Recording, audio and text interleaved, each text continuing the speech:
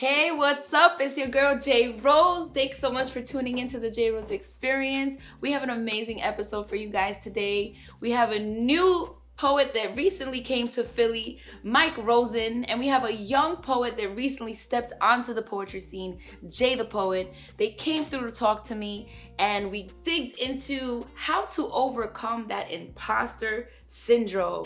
You know, when you feel you're just not good enough and you don't know why. Yes, so we broke it down and we had some fun writing some haikus during the off the top segment. So make sure you stick around. Keep growing, guys.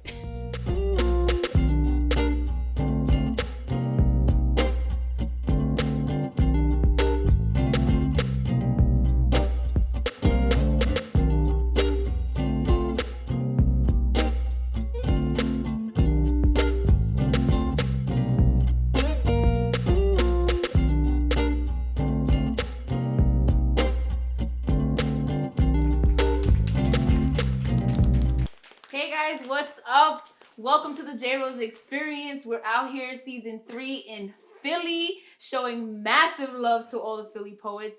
I'm super excited about today's episode. I have some amazing guests for you guys to meet. Today's first guest is a young up-and-coming poet out here. His name is Jay the Poet. Please welcome Jay the Poet to the set. Thank you. Welcome. This is amazing. Thank you. I'm so happy to be here. Yes, you are. So, Jalen, we were talking off camera, and you mentioned that first of all, you're a young writer. You just turned 18, right? Yeah. May 31st. Welcome 18, to yes. adulthood. I'm legal. Kind of. Nah. Yeah. You can't buy a drink though. You're almost there, but you are a phenomenal writer. Being so young. Appreciate that. So when did you start writing? I wrote my first piece like almost a year ago, like before this year started. Wow. So, yeah.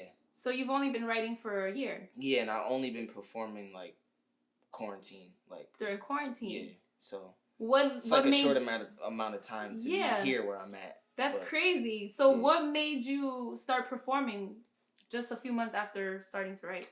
So I wrote my first poem and it made my sister cry. So like I was like, wait, hold on, I just found something. Yeah. So like once I found it, like so you didn't know that you had this talent. I didn't know like my whole life. Like I didn't know what I wanted to do with my life. Like to be honest, like in school I wasn't that good of a student. Yeah. So what made you start writing? If you want me to be completely honest, yes. I was on punishment. And I was in my room a lot during the summer, and I was writing, and like when I got the opportunity to share it, and then I saw what the reaction was of my art, it made me feel like this is what I'm supposed to be doing. So wow. Yeah. So what made you start actually sharing your work like publicly, like outside of like your family? So when quarantine happened, like 2 days after that, I went to the studio. I made a song. I started like recording my poetry and stuff. What? And then there was like these Instagram lives that people were doing. Oh yes. So like I was just in quarantine, trapped in the house. So like that I could express myself through that way, and I found it. And then like I found myself like amongst like so many great artists and like a part of the community. Yes. It's crazy because I literally just started. So like it feel like I'm just. It's like surreal. Yeah, it's like so. Like, it doesn't feel real at all. Yeah. Like, that I'm here. Well, you are. And here you are on the JRose Experience exactly. being interviewed. So that is actually really amazing. So you've already, like, have a few accomplishments under your belt, right? Yeah. Weren't you published in a book? Yeah, it's called the I Matter. It was a competition for the National Youth Foundation. And I got top 10. So you were able... Yeah. I was able to get a chance to get my poetry in a book for the first time. So you remember the name of the poem? It's called Same Flesh. Same Flesh? Yes. Ooh, that title is already hard. Yeah. How did it feel when you got the news that you were going to be published?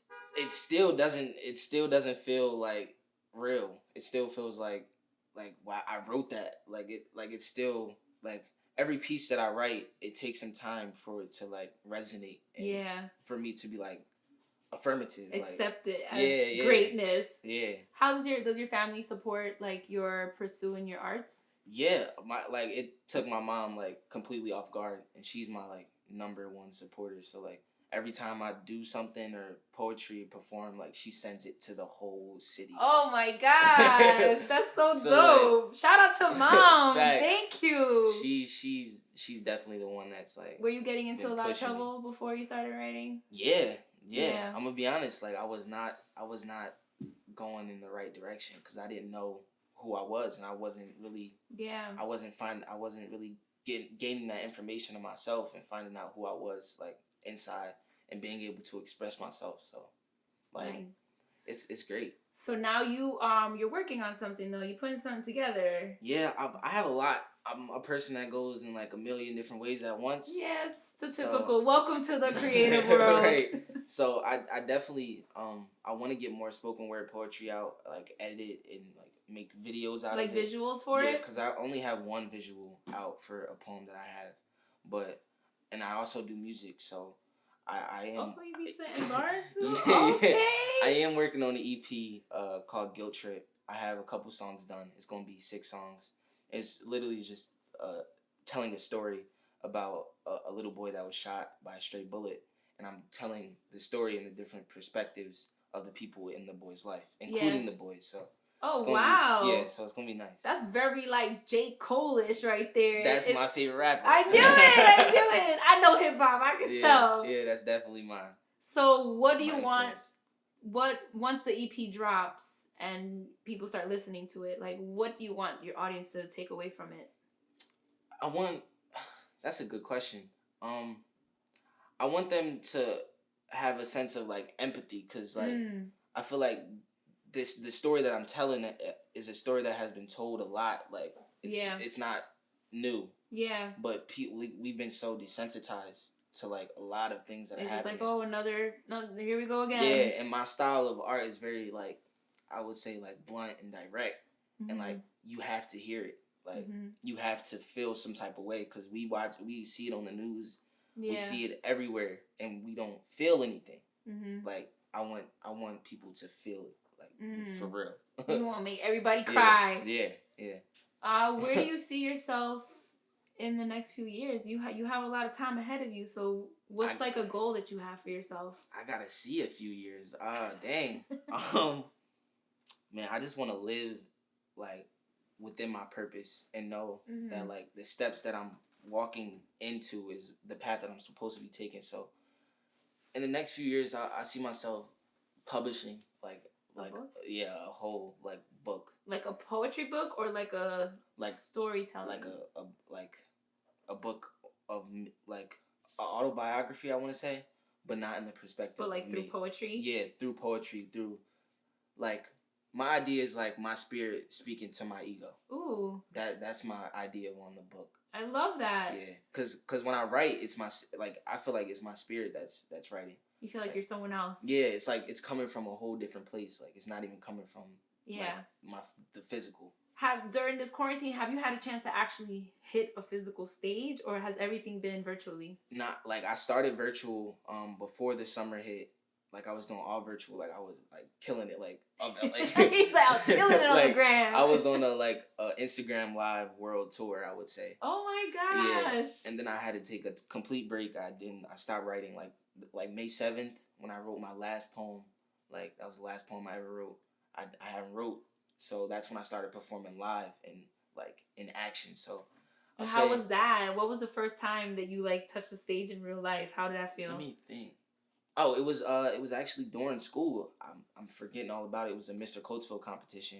Because I live in Coatesville, Pennsylvania, and there was a competition, like a pageant. Yeah. And you had to do your talent, and my talent was poetry. I literally just found out like I could do poetry, so I did it, and I won the competition. You did? Shit! Yeah, I won the competition. So you've been like the poetry prophet from the moment that pen hit the paper. Like literally, like I didn't know it would come to this, and being here right now is like I'm just looking back at all the things that I have been doing. Like I'm supposed to be doing this. So like, what do you think your purpose is?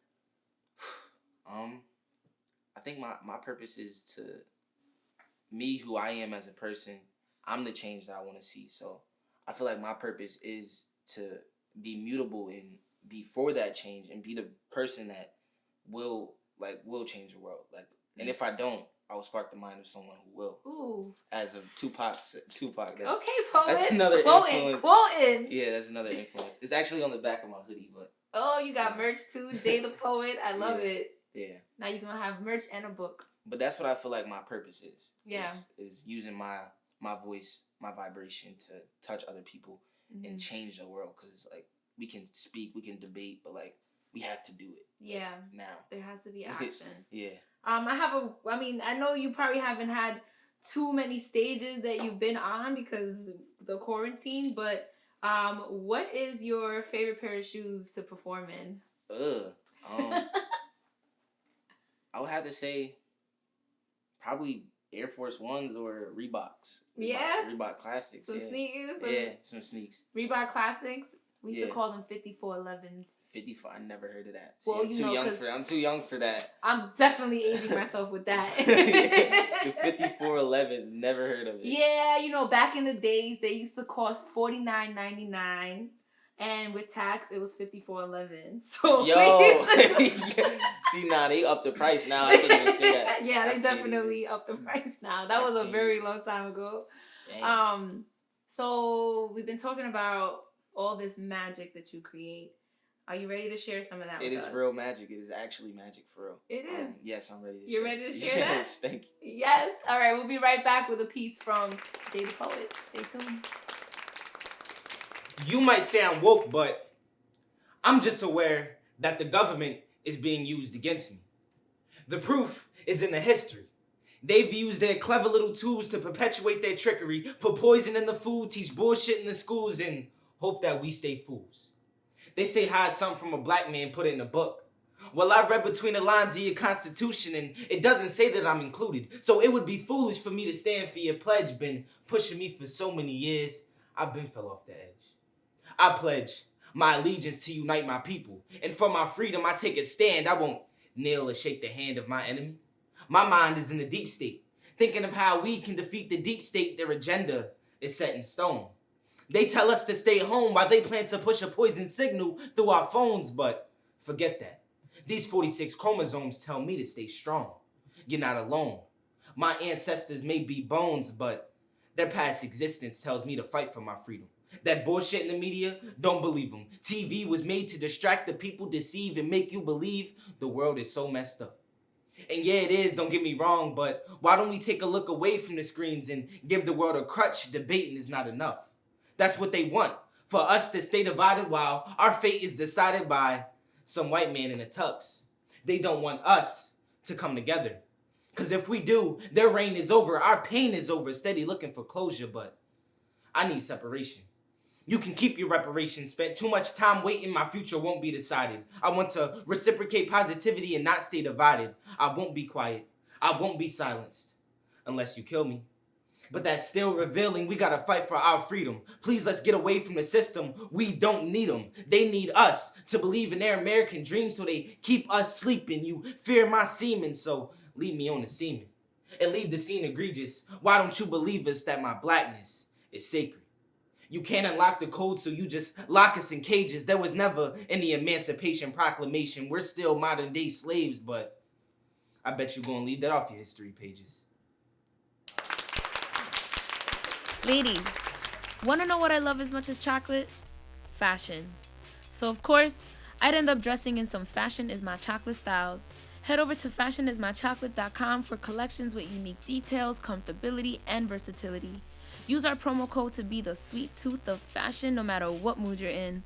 Make sure you enter JRose at checkout for 10% off your purchase. Keep growing. Welcome back to the JRose Experience, guys. I am your host, JRose. Thanks for sticking around. We have our next guest here on set, and I'm super hyped to introduce him to you. I met him 2 years ago at a showcase out in New York, and he's out here in Philly. And let me tell you, 2 years ago I met him, and I never forgot him and how he performed. He's phenomenal. I'm looking forward for you guys to meet him. So please welcome Mike Rosen. Hey y'all. Welcome. Girl, it's so good to see you. I've What's said it like up? 5 times since I walked in. I know. It's, it's cool. Like, I love these full circle moments where like I connected with people years ago, like when I was at the earlier stages. In different states. Yeah, in another state, and here I am, like, oh, I'm in Philly. You're in Philly too? Yeah. Let's do this. Take an Uber. Let's figure this out. I love Word. it. Cool, yo. So there's something that always stuck to me about your writing and your poetry, and it was your advocacy for mental health. Mm-hmm. Of course, that speaks to me. I'm a big advocate for it as well. Like, I think it's super important. I've had my own situations where I've had to deal with situations regarding my own mental health. Yeah. So I wanted to ask you, what are some of the aspects of mental health that you think are overlooked? That are overlooked. Yeah. Yeah. So it's a great question. Thank you for starting there, for starting with the real stuff, yo. Of course. Look, I heard one of my really great teachers, someone I follow a lot, the Zen teacher. He said for the first time in human history, outside of a few select neighborhoods, a human being is more likely to die by their own hand than the hand of any other human being. Right. For the first time in history. Wow. And that really struck me as like, damn, for whatever reason, we as a species are not ready for 2020. Like, yeah, we are not prepared. I wasn't ready at all. And I do think we talk a lot about suicide prevention, and that's so important. But some of the stuff we don't talk about that gets overlooked is just what's happening on the day-to-day. Like, when people talk about suicide, it can get really scary really fast. Yeah. And so a lot of people kind of hold that at distance, or they think like, oh, mental health, and then they think emergency. Yeah. Right? But so much of what we deal with, what everybody watching is dealing with, it's daily. Yeah. It's a daily sense of like anxiety. Where's the money gonna come from? Am I eating right? What's wrong with my energy? Why do I feel so tired? Nobody ever taught me how to have a healthy relationship or set a boundary or go through a breakup. Oh, my favorite B word, boundaries. Like, no one ever taught us that, right? Like, they taught us geography, but not like how to have irresistible, safe sex and relationships with one another. So I do think a really big thing that's overlooked is just day-to-day mental health, just normalizing those conversations instead of saying like, how are you? I'm fine. Giving an honest answer. Yeah. Because if we can normalize those conversations, then those bigger, scarier ones like suicide stop being as scary because it's not as much of a jump. Yeah. Does that make sense? Yeah. You don't want to, like, speaking about suicide is like going from 0 to 100. Totally. When we're not acknowledging the things that even lead up to feeling that point of like no return. Exactly. And look, I think, unfortunately, we live in a time where most of us will know someone or know of someone who's going to be affected by suicide, right? But I know everyone is affected by anxiety and stress and lack of sleep. Like, we're all going to get hit by that at some time. Yeah. Right? Grief and breakup and heartbreak, we're all going to feel that. Yeah. Like, how shit, I'm getting older. Yeah, how do we cope? And so those conversations help us reach the people who really, really need us the most. Yeah. So. Did you, how were you able to handle like the pandemic and like how that affected your mental health? Did you have like stress? Like how did you manage? Oh, no, I was totally fine. The whole time I really just felt at ease and happy. Lies. Yo, if you didn't freak out during the pandemic, I'm not sure I trust you. Like, it remains the craziest shit. Yeah. I don't even know, am I allowed to curse? Yes, absolutely. Okay. If you didn't have a bad day during the pandemic, I no longer trust you. It messed with me. Look, I like my alone time. Yeah. I do. Like, I am very comfortable on stage and very uncomfortable off of it. Yeah. So, like, being alone is nice for me. Yeah. But after a few weeks of not being able to, like, hug a person or meet a friend and, I don't know, play basketball or something. Yeah. I start getting a little stir crazy. And I didn't realize how much I missed it until things... So I was still living in New York City for most of it. And I didn't realize just how much it affected me until some of the restaurants opened and I finally met a buddy for a beer. Yeah. And, well, I don't drink. He had a beer.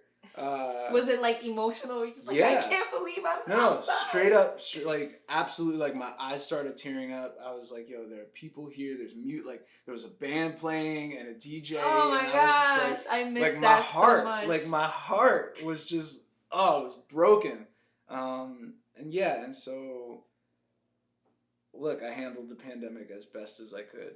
Which meant that there were some what were some of the things you did to keep yourself busy? Yeah, I started learning a lot more about going outside. I went on my first camping trip. Whoa! I got a tent What? and some boots, and I went outside. I went hiking by myself. That was bold. Oh my gosh, what was that like? Oh my god, camping! I don't know if I could do that. It was awesome. I'm such a city girl. I'm such a city boy. Yeah. I didn't like bugs growing up. Oh, that's what I don't like. I don't want to deal with bugs. I don't want to deal with dirt. But yeah, I put all my stuff in a backpack. It was heavy as shit. It was like 45, 50 pounds on my back. And I was like, I guess I'm going to climb this mountain now. I guess that's what I'm going to do.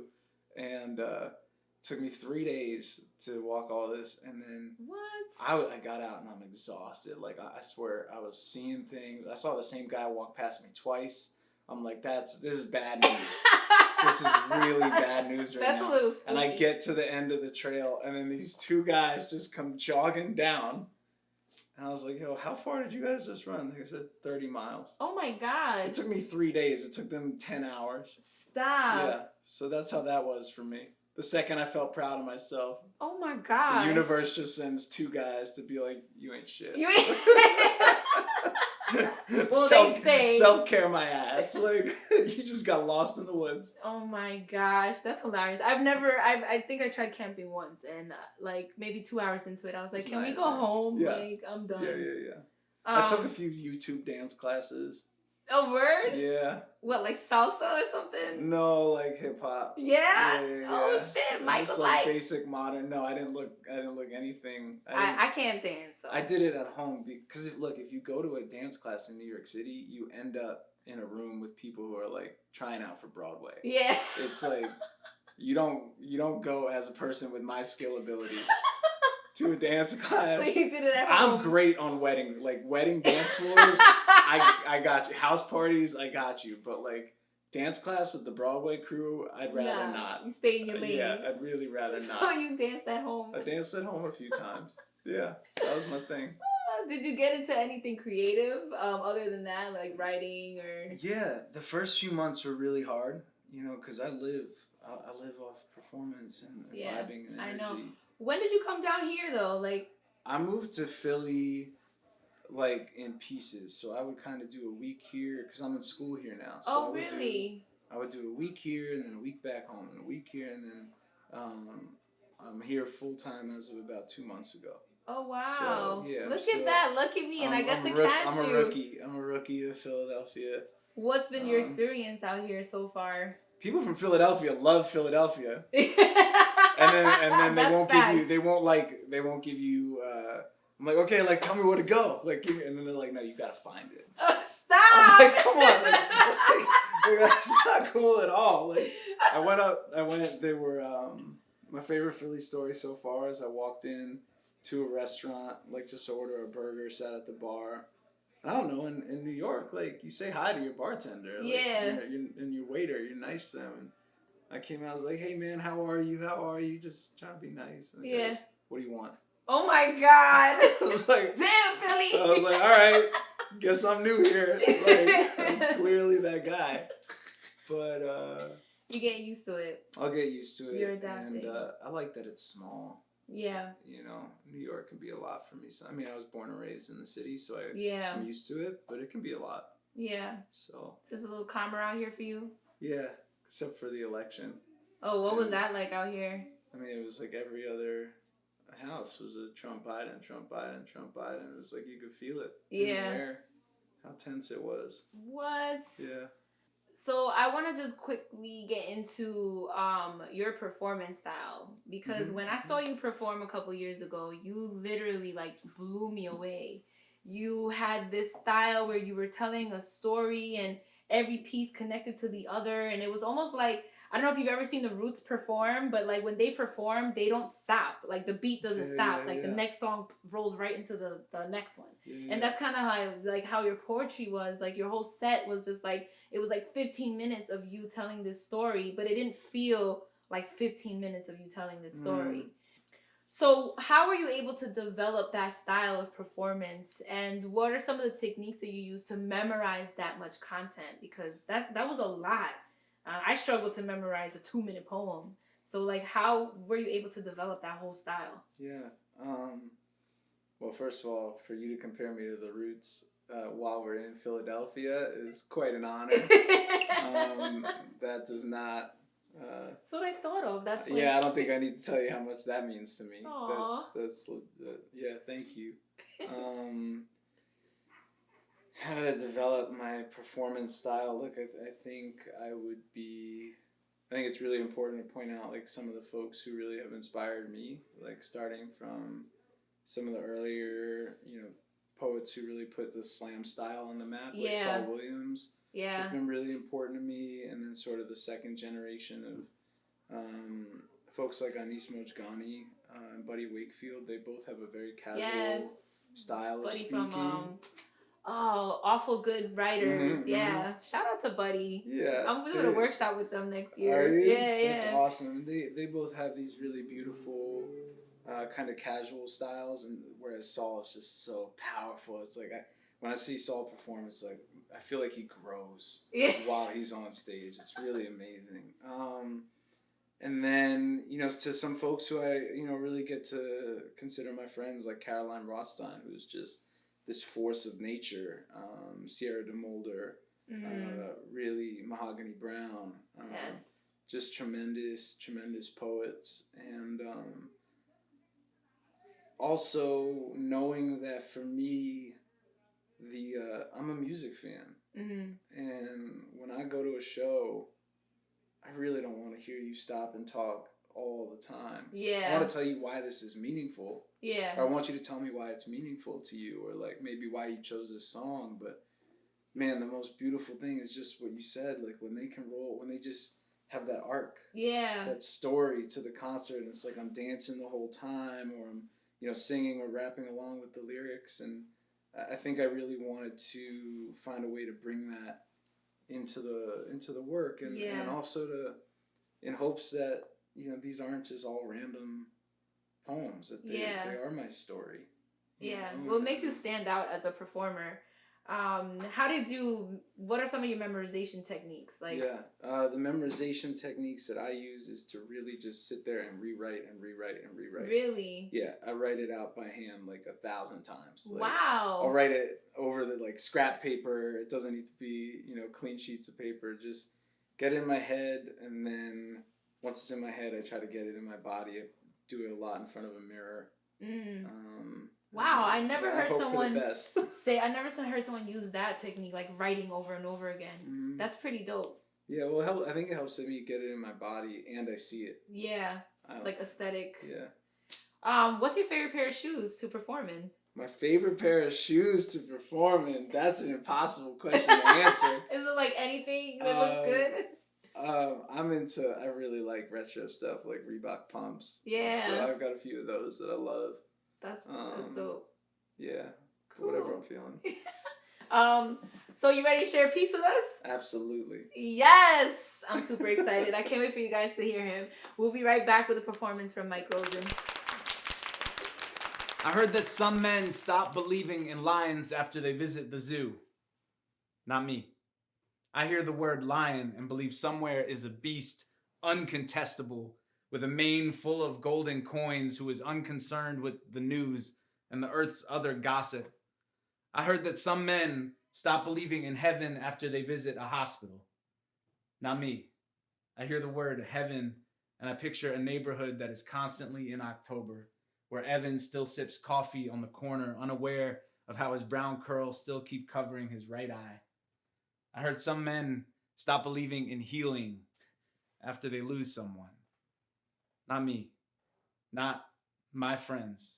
You see, there's a certain amount of magic that a person must believe, and my friends are sorcerers, shamans, break dancers, out-of-tune singers. We are coffee shop rascals and warlocks. We are workers of wonders. Our songs are exactly what go bump in the night. We are the tarot and the devilry, the hex, the hocus pocus, the abracadabra of the daylight avenue. We do not come easily to fury. But when we do, we are fury. We have never once relied on a pre-made playlist or a pre-rolled joint or a pre-approved plan. Our magic is not some practice trick. It is a straight-up possession, demon spirit of the sick. Healing is our voodoo. They say a good magician never gives away his tricks. My friends are terrible magicians. Come closer. Whiskey and kisses for everyone, me and my friends. We give away all our secrets. From the brand that redefines the chivalrous style of today's gents comes their exclusive Key to the City collection. I'm super hyped about this collection because no matter where we go with the JRose Experience, no matter what city we're in, I'm gonna be able to rep for New York and people are gonna know where I'm from. Hit up Gent and Scholar to rep for your city, including keys to Atlanta, Chicago, DC, Houston, Los Angeles, Miami, New Orleans, Philly, St. Louis, and of course, New York. So head over to gentandscholarcode.com and use the discount code JRose10 for 10% off your purchase of $50 or more. Keep growing. Welcome back. Welcome back to the JRose Experience. I'm still your host, JRose. Nothing's gonna change there. I'm here with my two guests today. We have Jay the Poet. We have Mike Rosen pulling up. We're gonna have a fun group discussion. We're gonna get into something that a lot of creatives deal with, and I'm sure a lot of you can relate. We're gonna talk about the imposter syndrome. Yes, you know that feeling where you're like, I'm not good enough. Why do these people love me? What if they find out I'm not as good as they think I am? And we all go through that. So we're going to talk about feeling that way and what are some of the things that you guys have done to kind of overcome that feeling.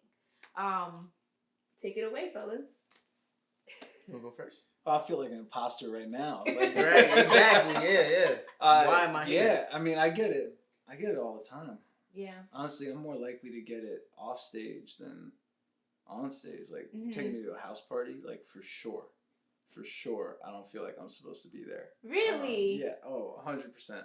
Yeah. 100%. Yeah, you too? When I'm on stage, it feels like I'm supposed to be on stage. Right. But it's like when people, like, take in your art, like, you don't know if they're going to interpret it the same way you meant them to interpret it. Like, I want you to get this message, but you might get something totally different. Yeah, so well, it's my perception is based on my experiences. Exactly. In life. Yeah. And it turns out that, like, most of my poems that I write, like, as I was writing them, I had no clue. Like, it didn't really apply to anything except for what I was writing about at the time.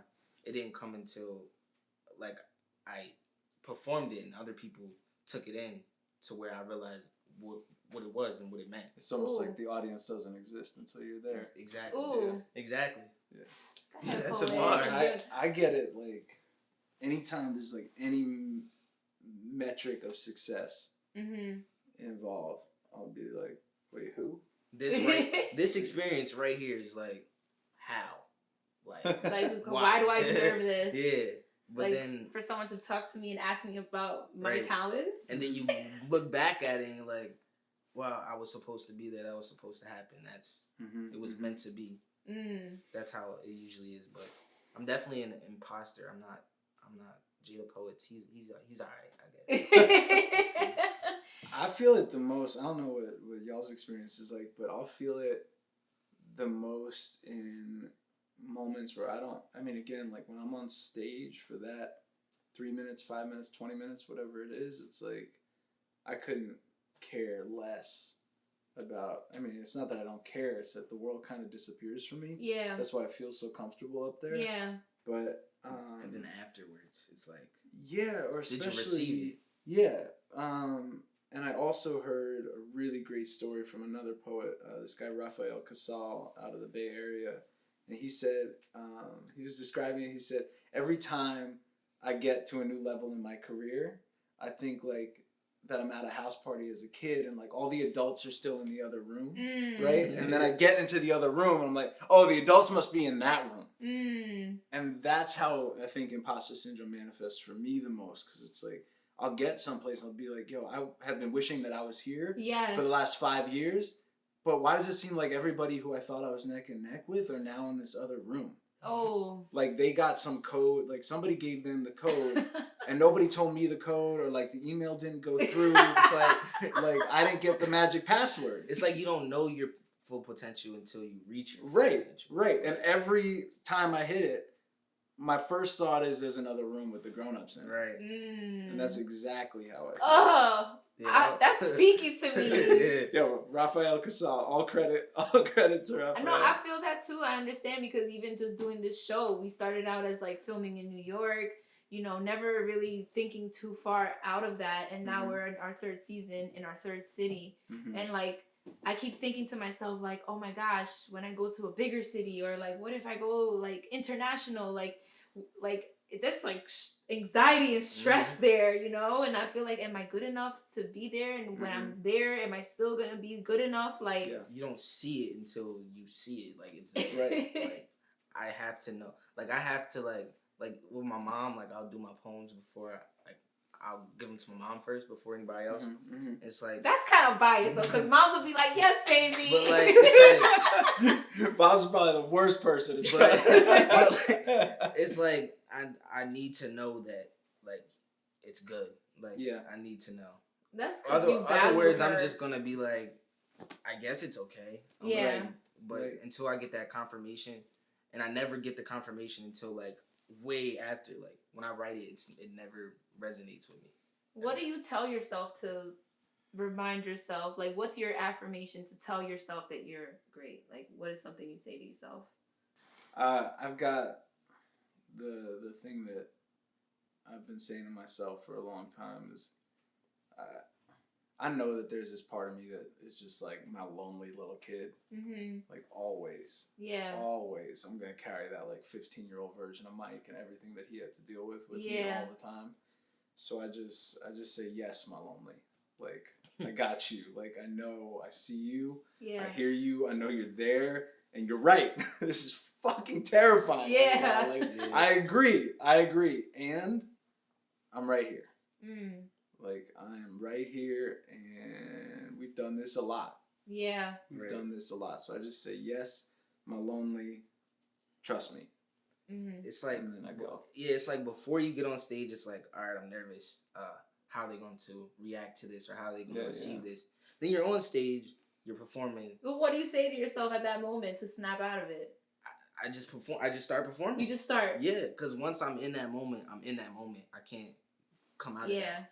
And then So you're like a just go. yeah, and then it's afterwards where I'm like, all right, I needed that. That was meant to happen. Yeah. Like if it's happening, it's meant to happen. Yeah. For I me. get I nervous, like that and a then lot. I tell myself, like I literally tell myself, fuck it.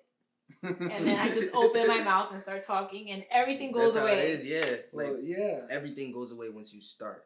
But like before that, it's like Totally. Something I've told like people in workshops or students that I've worked with is, like, if all you were doing was getting up on stage to tell people like, hey, we've got a blue Subaru with the lights still on in the parking lot, like you probably wouldn't be that nervous. Yeah. You know, so for me, what I try to remind people is like, look, if you're going on stage and you're nervous, it means that you're gonna probably say something that's meaningful. Yeah. right. And if you're gonna speak meaningfully and honestly, then someone in this audience is gonna hear it. That's true. Like it might just be one person. That's what it is. Like somebody's gonna hear someone, it. and you'd be, or rather, I have been amazed at who that person frequently is and how much they needed to hear it. And I have been that person yeah. in the audience who, you know, it could be a 12-year-old kid goes up. Yeah. And I'm like is shaking as she reads, and I'm like, yo, I have never needed to see a poem more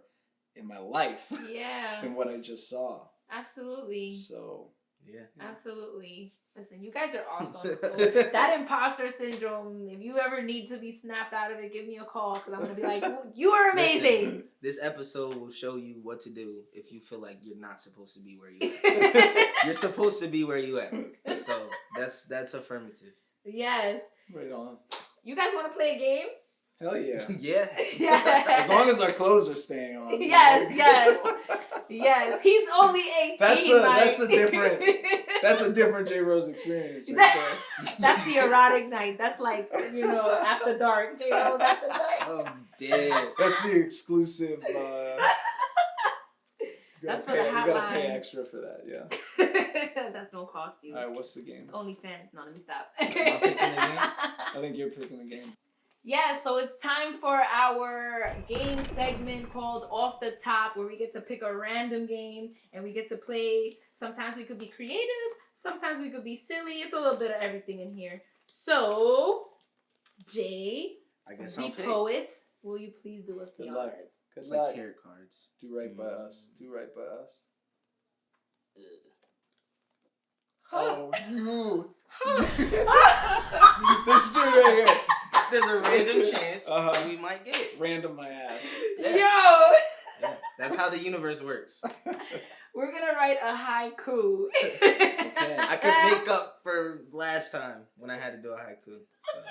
Wait, so Now did it's time to redeem yourself. So we're gonna pick a random theme, and we're gonna take a few minutes to write a haiku. Okay. All right, we'll be All right right. back. I'm so excited I got both my kids' appointments to get their hair done at Shining Star Kids Salon in Brooklyn, New York.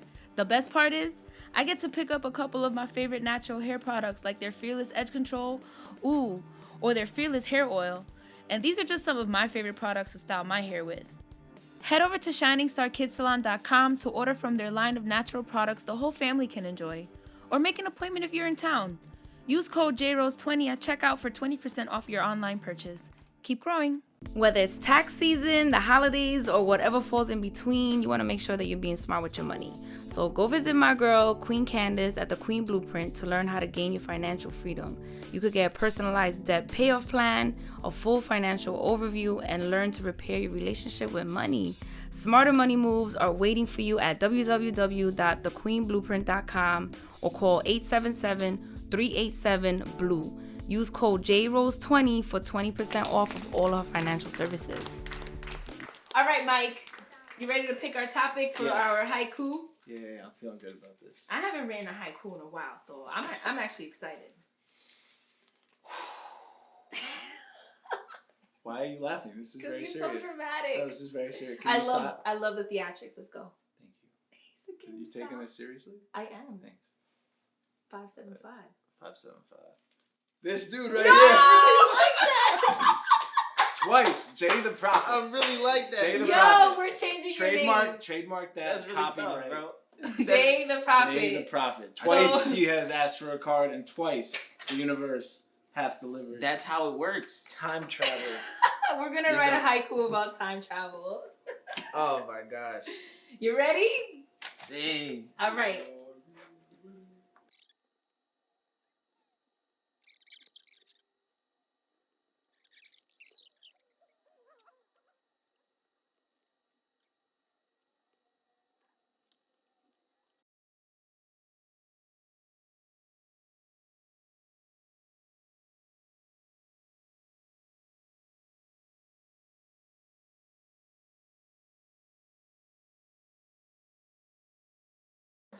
Oh. I don't know if Woo. I did my math right. You guys ready to share your haikus? Are you counting? As ready as I'll ever 575. Why does it look like I'm counting right now? You need some toes? be. 575. All right. Ready to share? Ladies first. Why? Why do they always want me to go first? You're the host. You have to. All right, I'll go first. So my haiku about time travel is: a new dimension. Time has been a false journey. Stay in the future. Snaps. I'm still over here counting. Snaps. All right, Jay the poet. Are you ready to share your haiku? I'm ready. It's so funny that I'm doing a haiku right now because I was featured in an open mic and I was on the list, but the list was too full and you had to do a haiku. Oh. In which I didn't know what a haiku was. So I guess this is redemption. Yes, so, redeem yourself, young man. Let's go. 575. This is called time travel. I said, I'm in the moment. Was hoping I would find you. I just don't have time to. That's that piece. Yo, and it rhymes. Right? That's that piece. And it rhymes. Okay. Is this your first haiku? First haiku. All right. Redemption. We have Redemption. we have climbed a very specific mountain. Yes, this is my first ever haiku. That's crazy. I like Great. it. I really Sign like it. Yo, I have been counting this while you guys were going. I'm still not certain this is 575, so we're gonna throw caution to the wind here. All right, let's give it a shot. Let's do it. Okay. I wrote you perfect, a poem, you, a season, left in the rare past. Ooh. Was that five? You were counting. That was very haiku-y. That was fire. It was haiku. That's That's a separate word. I made that Left up. in the rare past. Yeah, I kind of like that too. I like that. Am I allowed to say that about? That was, see, this is what happens when creatives get together and we just gotta write some shit. I don't even know how I'm supposed to interpret that. I love it, and I'm saving these guys just so All you right. know. All right. I have one last question that I like to ask every single guest that comes on the show. And I have this belief that creative people are supernatural beings. We do things that other people cannot do. We create in our minds and we bring it to something tangible. Yeah. And people are like, wow, how'd you do that? So with that being said, I want to know, what is your superpower? She looked at me. Oh shit. My superpower. If you know, please, by all means. I would have to say my superpower is my vibration, my frequency, and the energy I bring into any situation I'm in or any place I'm in. I feel like having a high vibration around people is a superpower because a lot of people don't have a high vibration. So yeah. Oh, he got all vibey on us. Yeah. Okay. Vibes. I see you. How about you, Mike? That's a good one. We need more people like that, man. Yeah. Man. Absolutely. Gosh, I don't know if it's a superpower or a curse, but for some reason, the word that comes to mind for me right now is forgiveness. I think I'm pretty easy. If somebody actually tries to explain it to me, Yeah. like, I'll give you a second chance. Yeah. For sure. I believe everybody gets a second chance. Yeah. So. That's good. It's also putting that in poetry though, forgiving yourself. Yeah, well, that's what I'm saying also. Yeah. It's like, especially when we're talking about imposter syndrome and stuff like that, like, I gotta forgive myself for some of these. Like, these for the old person I was. Yeah, Like, yeah. I have to forgive myself for being that way. Totally. That's exactly. That's a superpower. So. Yes. What about you? What's yours? Oh gosh, why do they do that to me? I don't answer the question often, actually. I guess one of my superpowers is, I think I would like to say that I have like a gift of gab. I have a way of being able to use my words to connect with people, to find ways that people can, like, although we've walked different paths in our lives, I can use my words to have a conversation with somebody where they'll feel like maybe we do come from the same place in some way. You know, it may not have been the same neighborhood or the same culture or whatever, but I can use my words to connect with people in a way that they feel like relatable to me. And I think I'm pretty good at it sometimes. What y'all think? I mean, you got two people sitting on the couch ready to We're talk here. to you. We're here. That should tell you something. Yes. Well, I like to thank you guys for coming. It was an honor. Yeah, you know, thank you. For me, you're like a vet in this game, and you were like a new kid on the block. And to just have two different dynamics on set with me was like such a blessing. So thank you guys so much. Yeah, thanks for having me. Thank you. Of course. Before we say goodbye, please tell the audience where to follow you. You can go. You probably Well- got way more going on than me. Well, me. I'm like my house. Right though. Well, you can just find me on Instagram. That's the only place I'm at. _ JAY the poet. Thank you so much. There you There it go. goes. That works. I mean, I've got a website. I've got it all. I'm just not sure if I'm always on there, but it's Hey Mike Rosen. Like, hey Mike Rosen. And you can always email me and reach out. And I do a lot of private work, like individual and group work with folks. So you can hit me up on my website and we'll go from there. So Yes! Yeah. Make sure you connect with these amazing young men. They're doing phenomenal things in the creative community, so please stay connected. And of course, follow us, subscribe, all that good shit. You already know. We're at the Rose Garden events. You can follow us on Facebook, subscribe to our YouTube channel, or on Instagram, we're at JRose Experience. And you can follow me as your host, JRose, at My Crumble Thoughts. Thanks so much, guys, for sticking around, and have a wonderful day. Keep growing. Peace.